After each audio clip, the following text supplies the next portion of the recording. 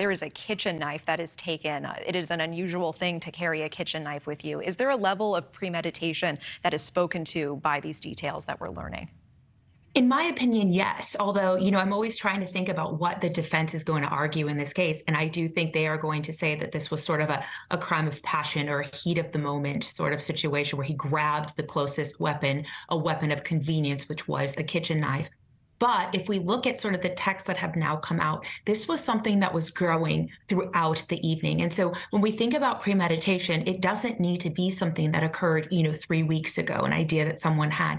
It can be something that took place over a matter of hours and then started to build. And I think that the defense is going to have a really hard time negating that because there's so much evidence sort of supporting that this took place over a period of a few hours. Yeah, and as an investigator, what do you make about the revelation about Momeni's sister and the text message from her as well?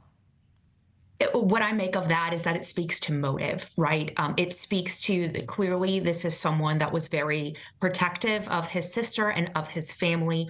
And I think thought that perhaps there were sort of nefarious things going on, if you will, between the two of them. And he was clearly very irate and very upset about that, to the point that he did confront Mr. Lee about it at his apartment. And then they sort of went back and forth through text. And he still became so upset that he circled back to pick him up in his car to talk to him about it. So clearly what this really speaks to is motive, whether they had a relationship or a perceived relationship. Okay, always appreciate your time, Tracy Walder. Thank you so much.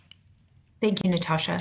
Thank you for watching. Go to newsnationnow.com to find News Nation on your television provider. And don't forget to click the red subscribe button below to get more of News Nation's fact-driven, unbiased coverage.